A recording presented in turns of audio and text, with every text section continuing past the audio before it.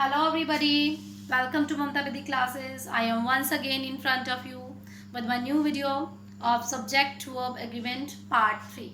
In this video we will discuss next rules that we have to follow if we want to use accurate verb according to subject. Okay, so let's start our video.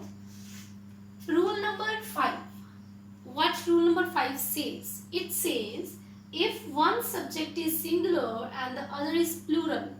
अब ये rule कहता है कि अगर हमारा एक subject singular है और दूसरा हमारा प्लूरल है. समटाइम्स क्या होते हैं हमारे पास, पहले हमने बात की कि अगर दोनों सब्जेक्ट हमारे सिंगुलर हों, फिर हमने बात की कि दोनों प्लूरल हों, है ना. अब हम बात करें कि अगर एक सिंगुलर है और दूसरा प्लूरल है and the words are connected by or, nor, either or, neither nor, okay, not only but also. अगर इस तरह के वर्ड्स, ये पहले भी डिस्कस कर चुके हैं हम, ठीक है. पहले हमने किया कि सिंगुलर सिंगुलर वाला, फिर हमने डिस्कस किया प्लूरल प्लूरल वाला. अब हम ये डिस्कस कर रहे हैं कि एक सब्जेक्ट हमारा सिंगुलर है और दूसरा हमारा प्लूरल है. So what we will do in that condition, हम क्या करेंगे, we will use verb for the subject that is the nearest to the verb. तो हम वो वाली verb यूज करेंगे जो subject nearest to the verb होगा, ठीक है. मतलब जो लास्ट में हमारा सब्जेक्ट आएगा ना, जैसे मान लो दो सब्जेक्ट है हमारे पास, एक ये है माय मदर, ओके, और दूसरा क्या है हमारा सिस्टर्स. एक ये सिंगुलर है, ये प्लूरल है. तो हमने वर्ब कौन सी यूज करनी है, हमने वर्ब यूज करनी है that is nearest to the verb. Okay, तो अब यहाँ पे वर्ब लगनी है, तो वर्ब के बिल्कुल नियरेस्ट क्या है, सिस्टर्स. तो सिस्टर्स क्या है, प्लूरल.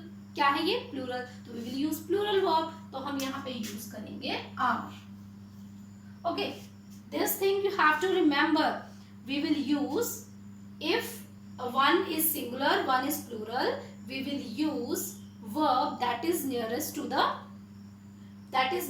the subject. Okay, अब सेकंड देखिए, neither the chairman nor the directors, है ना.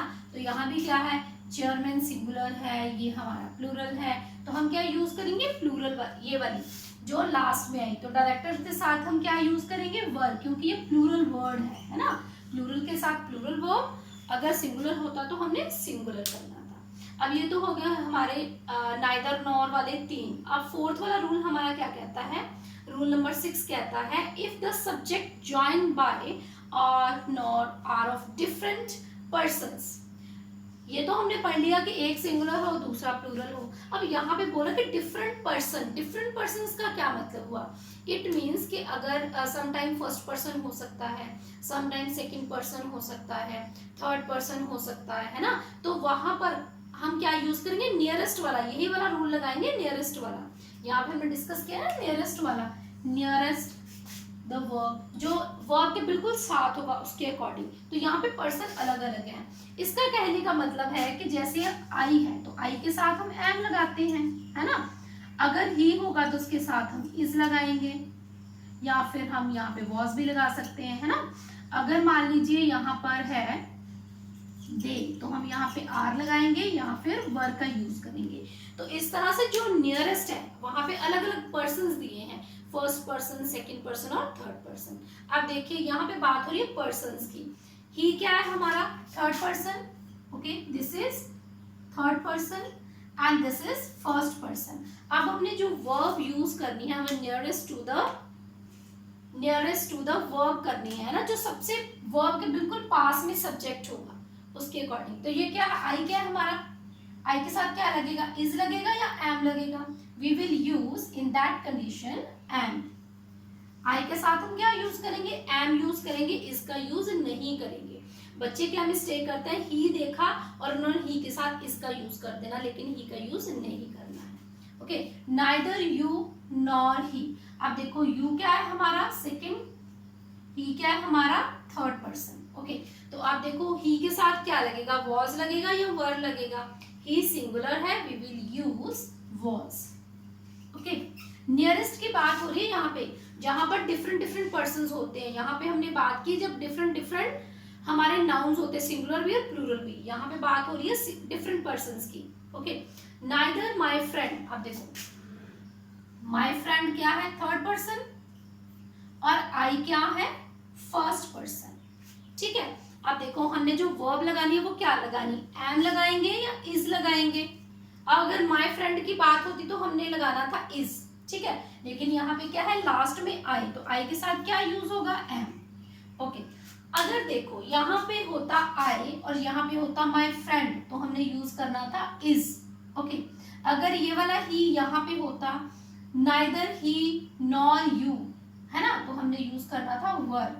अगर ये वाला आई यहाँ पे होता आई और ही तो हमने यहाँ पे यूज करना था is.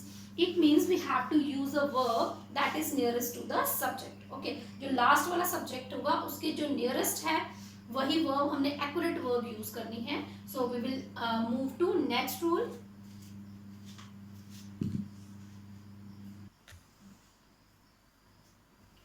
Okay students, we will move to rule number 7। अब रूल नंबर 7 क्या कहता है हमें, it says if the subject is an uncountable noun. ये कहता है कि अगर हमारा गिवन सब्जेक्ट अनकाउंटेबल है।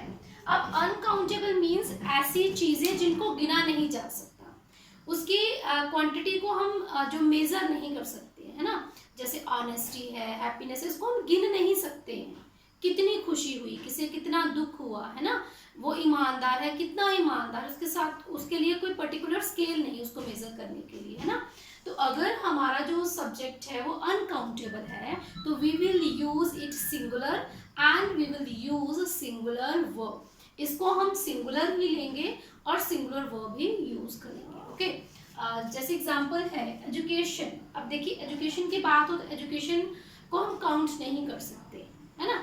जैसे मनी है, इसको हम काउंट नहीं, मनी में बहुत सारी चीजें आती है। मनी में क्या आ जाता है, उसमें टोकन मनी आ जाती है, पेपर मनी, हमारी जो प्लास्टिक मनी है ना, वो आ जाएगी। उसमें जितनी भी हमारे गोल्ड वगैरह है, सिल्वर है, जितनी भी लैंड है, प्रॉपर्टी, सब कुछ आ जाएगा उसमें मनी, ठीक है। तो ये भी क्या है, इसको भी हम अनकाउंटेबल की कैटेगरी में रखते हैं। तो यहाँ पे हम यूज क्या करेंगे, education is important. Okay, you have to remember this thing that when the subject is uncountable noun we will use singular verb. Okay, अब यहाँ पे money dash not grow on trees, अब do लगेगा या does लगेगा। देखो अगर किसी verb के साथ s या es लग जाता है, जब किसी verb के साथ s या es लग जाता है तो वो बन जाती है सिंगुलर। वो क्या बन जाती है, सिंगुलर, ठीक है। अब ये बन गई सिंगुलर, डू के साथ हमने es लगा दिया, सिंगुलर बन गई। अब मनी क्या है, सिंगुलर, तो इसके साथ हम क्या यूज करेंगे, does. Money doesn't grow on trees. Okay, so we will move to next rule. Rule number 8 says if a prepositional phrase, अगर प्रीपोजिशनल फ्रेजेस आ जाती हैं सब्जेक्ट एंड वर्ब के बीच, so in that condition we will use verb according to subject. हम according to subject ही verb use करेंगे। अब हम ये ढूंढने की कोशिश करते हैं कि सब्जेक्ट है क्या, कहाँ पर है। Okay, in first example one of my friends dash coming. अब यहाँ पे बात किसकी हो रही है, वन ऑफ माय फ्रेंड्स, मेरे जितने भी फ्रेंड्स हैं उसमें से एक जो है, ठीक है, जितने मेरे फ्रेंड्स हैं उसमें से कोई एक। The colours of the rainbow, here we are talking about colors, not rainbow, we are talking about colors of rainbow। तो यहाँ पे हमारा सब्जेक्ट क्या है, कलर्स। ये प्रीपोजिशन लगी है ना, ऑफ लगा है ना, तो इसको प्रीपोजिशनल फ्रेजेस बोला जाता है, ठीक है। तो इन कंडीशन में हम अकॉर्डिंग टू सब्जेक्ट ही वर्ब यूज करते हैं। अब यहाँ पे देखते हैं the quality of mangoes. Here we are talking about qualities not mangoes. Okay, यहाँ पे हम बात करें क्वालिटी की, मैंगो की बात नहीं हो रही है, क्वालिटी की बात हो रही है, ठीक है। तो क्वालिटी क्या है, अनकाउंटेबल है, तो सिंगुलर वर्ब लगेगी। The results of the new policy, the results of the new policy. आप देखो बात किसकी हो रही है, रिजल्ट्स की। Here we are talking results of a policy. Okay, policy के बारे में बात नहीं हो रही है, यहाँ पे बात हो रही है रिजल्ट्स की, यहाँ पे बात हो रही है क्वालिटी की, यहाँ पे बात हो रही है कलर्स की, यहाँ पे बात हो रही है वन ऑफ माई फ्रेंड्स, मतलब मेरे फ्रेंड्स में से जो एक है। तो ये वन है, इट मीन सिंगुलर है, तो इसके लिए हम क्या यूज करेंगे, we will use singular verb. Okay, in next example colours. Colours क्या है? प्लूरल. तो हम क्या यूज करेंगे? Are. Okay, the quality of mangoes. The quality, अब देखो क्वालिटी सिंगुलर है तो हम यहाँ पर इज यूज करेंगे. The results of new policy. Was और वर दोनों में से हम क्या यूज करेंगे? रिजल्ट्स. रिजल्ट्स क्या है?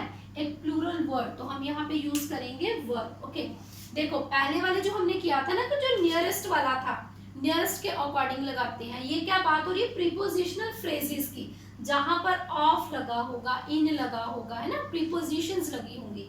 तो प्रीपोजिशनल फ्रेजेस में हमने सब्जेक्ट को देखना कि बात किसकी हो रही है ना, वहां पे नियरेस्ट नहीं देखेंगे. लेकिन जब हम बात करते हैं कि सिंगुलर प्लूरल जो हमारे सब्जेक्ट्स होते हैं, या फिर डिफरेंट जो हमारे सब्जेक्ट्स होते हैं, डिफरेंट पर्सन से रिलेटेड होते हैं, तो वहां पर हम नियरेस्ट देखते हैं. यहाँ पे हम देखते हैं कि हम किसके बारे में बात कर रहे हैं. ओके, आई थिंक आपको ये पॉइंट जो है वो क्लियर होगा, प्रीपोजिशनल फ्रेजेस वाला. Okay, we will move to next rule.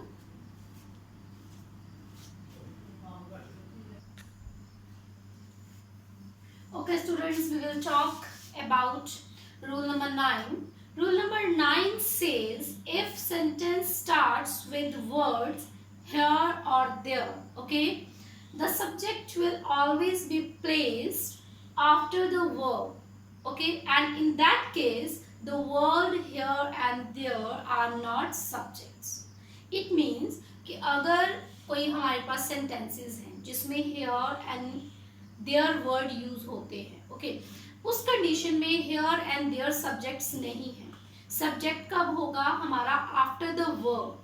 ठीक है, तो हमें वर्ब देखनी पड़ेगी पहले कहाँ पे है, हमने प्लेस कहाँ छोड़ा है, यहाँ पर. ओके, तो वर्ब के बिल्कुल बाद, है ना, यहाँ पे है हमारा जो सब्जेक्ट है. तो हम क्या करेंगे? सबसे पहले इसको अंडरलाइन कर लेते हैं सब्जेक्ट को, एंड देन फिर उसके अकॉर्डिंग हम वर्ब को यूज करेंगे. ओके, हमारा सब्जेक्ट क्या है? Problem, books, mistakes, pen. Okay, in these sentences, in first example we are talking about a problem, in second we are talking about books, in third example we are talking about mistakes, and in last example we are talking about a pen. Okay, तो यहाँ पे हमें subjects मिल गया हमारे. तो हमने क्या करना है? अकॉर्डिंग टू सब्जेक्टिव वर्ब को यूज करना है. अब देखिए प्रॉब्लम क्या है? सिंगुलर वर्ड, तो हम सिंगुलर वर्ब यूज करेंगे. प्रॉब्लम के लिए हम क्या यूज करेंगे? Is. There is a problem in his house. Next है हियर डैश द बुक्स. तो बुक्स के लिए हम क्या यूज करेंगे? इज और आर में से हम यूज करेंगे are. Here are the books you asked for. Next देखिए, there dash so many mistakes. Mistakes is a plural word. Okay, तो हम use करेंगे were. There were so many mistakes in his essay. In fourth example, here dash your pen. Take it away. Pen is a singular word. Okay, so we will use singular verb. Here is your pen. Take it away. Okay, we will move to rule number 10. Rule number 10 says if the sentence starts with it. अगर हमारा sentence it से start होता है, in that condition we will use always singular verb. हम हमेशा singular verb का use करेंगे. it को हम singular लेंगे और singular का ही हम use करेंगे verb का. Okay, अब देखिए यहाँ पे क्या है? it dash 10 o'clock, है ना, तो इज और आर में से क्या आएगा? Is. It is 10 o'clock. It dash very hot yesterday. Was and were में से क्या आएगा? Was. It was very hot yesterday. It dash been a mistake. तो यहाँ पे क्या आएगा? फिर हैज या have. We will use has. Has क्या है? सिंगुलर वर्ब है हमारी, है ना, सिंगुलर के साथ यूज होती है, तो हम हैव का यूज नहीं करेंगे. आपने याद रखना है हियर एंड देयर वाले सेंटेंसेस में हमारा जो सब्जेक्ट होता है वो बिल्कुल वर्ब के बाद में होता है, ठीक है। तो हमने उसी के अकॉर्डिंग, सब्जेक्ट के अकॉर्डिंग वर्ब का यूज करना है। और जो हमारे इट वाले सेंटेंसेस होते हैं उसमें हमने हमेशा we always use singular verb. Okay, आपको इन चीजों को माइंड में रखना है। अगर आप ये रूल फॉलो करोगे तो आपको कोई भी प्रॉब्लम नहीं होगी। ओके, आज के लिए इतना ही। We will meet in our next video part 4। Okay, till then bye bye and take care.